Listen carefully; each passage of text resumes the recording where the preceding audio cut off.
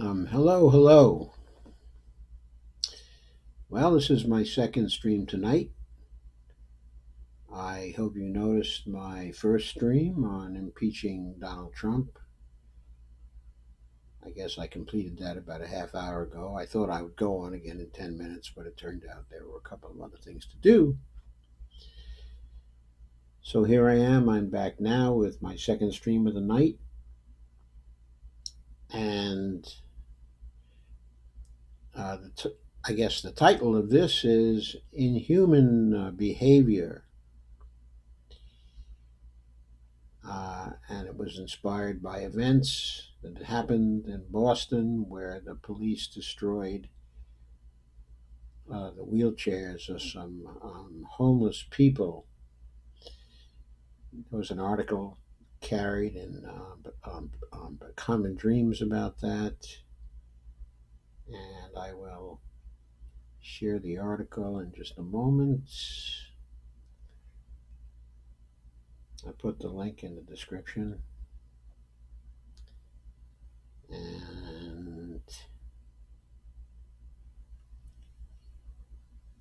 here I am along with the article.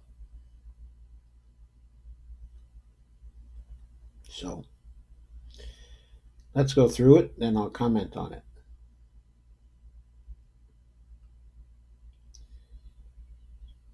The title is Heartbreaking Scene on Boston Streets as Police Destroy Wheelchairs by belonging to homeless residents. And this is by Owen Higgins, a staff writer, okay, at Common Dreams. There's a picture of some Boston police. They were destroying wheelchairs belonging to homeless residents on Tuesday night. That was last night. So, police in Boston reportedly destroyed 3 wheelchairs of homeless city residents in a garbage truck compactor as part of a crackdown targeting the city's transient population. Now, why is that legal?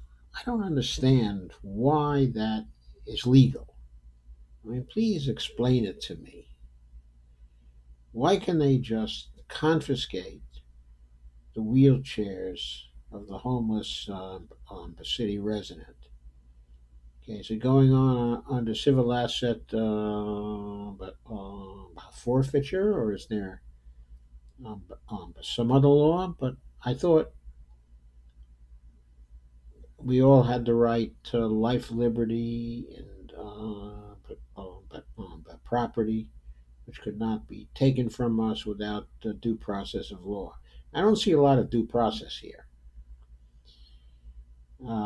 Anyway, Operation Clean Sweep began on August 2nd after a county corrections officer was allegedly struck during a fight involving a number of people on a methadone mile, unquote.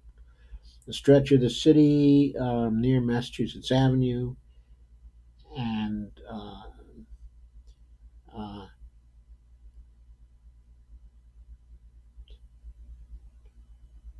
Malnia Cass Boulevard, where there are a number of clinics and treatment centers.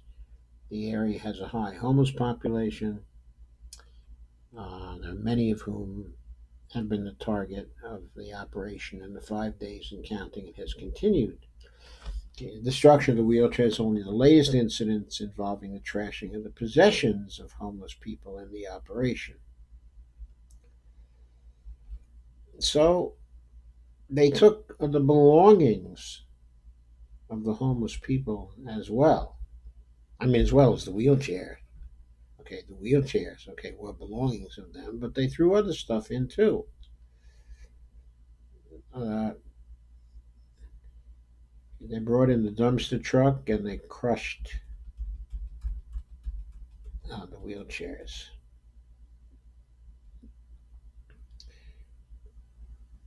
There was a man by the name of Jared who was hit by a car last month, and they destroyed his wheelchair. Cassie Hurd said it was heartbreaking to speak with Jared, who lost not only his wheelchair but everything he owns that he keeps in his backpack. Said a homeless advocate, Cassie Hurd.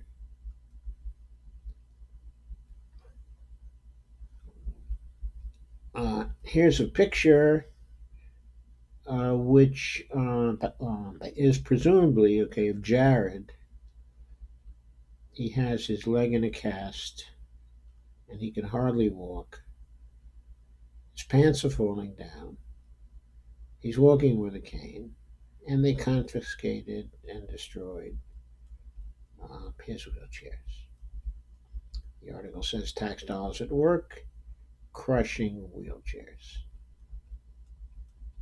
Wonderful, right? Anyway, Hurd said to the Boston magazine that Jared's wheelchair was taken after he left it for a minute in spite of pleas from his partner to police. Quote, he's not able to be mobile without it and not having a home, nowhere to sit and nowhere to go, and was having pain, said Hurd, gave Jared. Quote, he couldn't really balance or walk. A viral image of the wheelchairs being destroyed made its way across social media on Wednesday, generating outrage.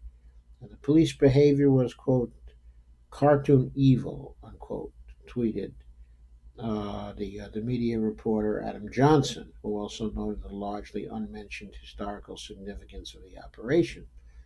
Quote, mass removing homeless people, e.g., human beings, and calling it, quote, Operation Clean Sweep, unquote. The obvious implication being said human beings are trash is genocidal rhetoric and is disturbing. No one in Boston government or media feels a need to point this out, said Johnson. So that's really the point of my commentary here.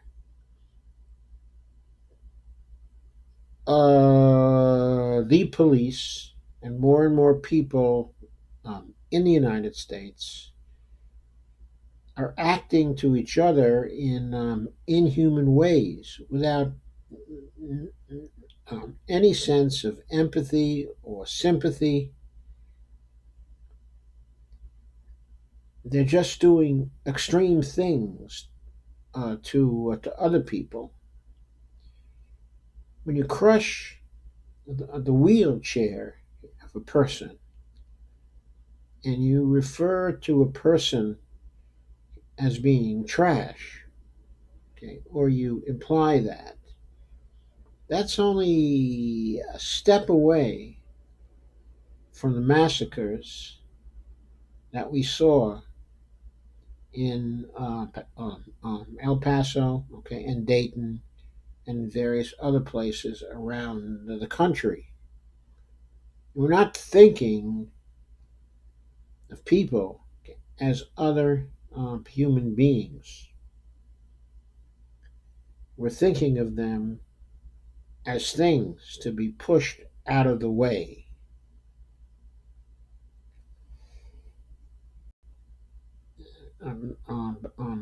So anyway, Miles Howard, a journalist, questioned whether the images would have any effect on the future of the operation. The questions at the heart of Operation Clean Sweep are whether there's dignity in being human. I believe there is, says Howard, and so do I.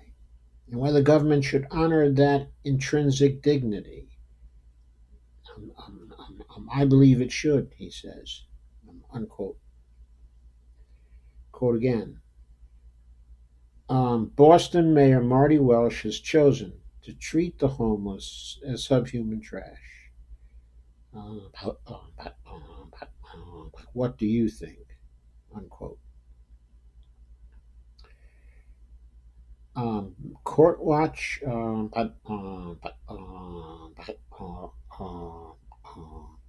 by Massachusetts appealed to the better nature of Bostonians.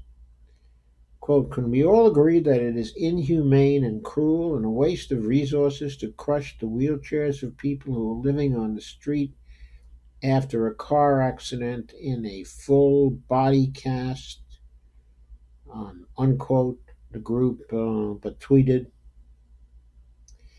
And by the way, okay, I don't know whether the gentleman uh, spoken of in this article is someone over the age of 65, and so a Medicare uh, patient. But if he is, and some of those wheelchairs that were crushed were supplied by Medicare to the patients involved. So in those cases, there was even a waste of resources supplied by the federal government to the people involved. Thus, there was a waste of the physical benefits that are provided to some of the people who are in the Medicare program. But that's a side point, and it's relatively trivial.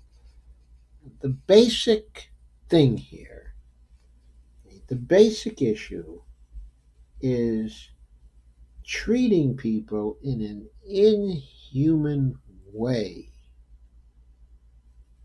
Now, I know that the cities, and probably Boston, don't have the facilities to house the homeless in a decent way. But why does that go on? Whose fault is that? Well, one might say the city government has some responsibility for it. One might say the state government most probably has some responsibility for it. But of course, the federal government has a great deal of responsibility for it, especially given the greater capability of the federal government to provide housing, safe, clean, comfortable housing for poor people who are penniless and cannot provide uh, their own housing. When is the federal government,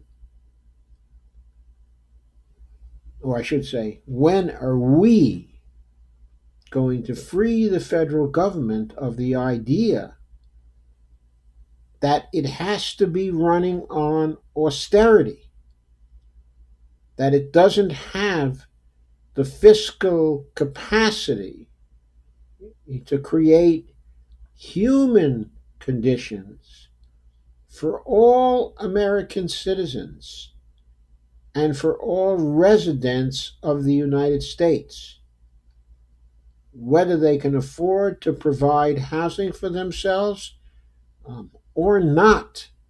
That's really the root cause of the problem here. But the fact that our cities can do very little about the root cause then gives the inhuman behavior, which starts at the top, it then gives scope for that behavior to be passed down the line and to be manifested in our state governments and our city governments. We need a society which is more humane and which recognizes the human rights of all the people in it. We don't have that today. That's why we have to change. That's why our whole political and economic system has to be changed. So this relates to politics. I'm not going to talk specifically about politics and the political campaigns right now in the context of this particular video, which is about how we treat each other. All I'm here to do is to point out that the increasing degree of inhumanity in our society is also tied to trends in our government that I've discussed, okay, on many occasions here. And when we enter the coming campaign and when we go to the polls in the various elections we're going to participate in, we have to ask ourselves, who are the candidates that will change the inhuman society we have now and recreate it? Work with all of us to recreate it in order to create a society that is more just, more fair, and more human. We should be continuously asking ourselves that particular question.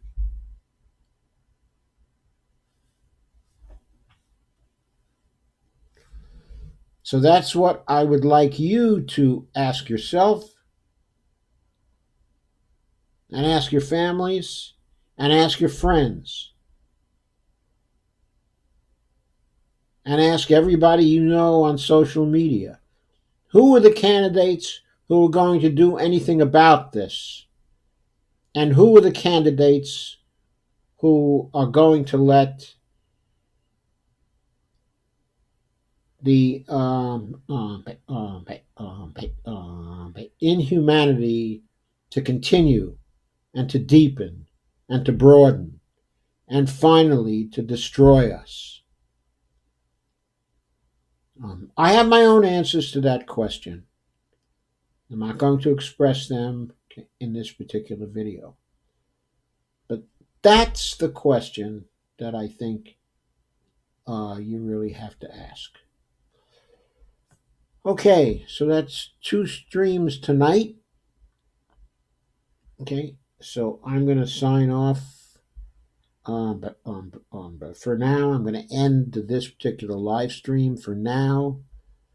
But I will go to the comment thread on Facebook.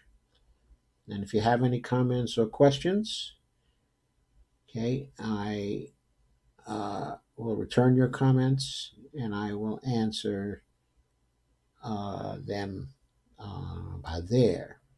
Or if you want to tune in later on YouTube, because the YouTube videos will be up extremely soon, then I will also participate in any comment threads which appear on my YouTube channel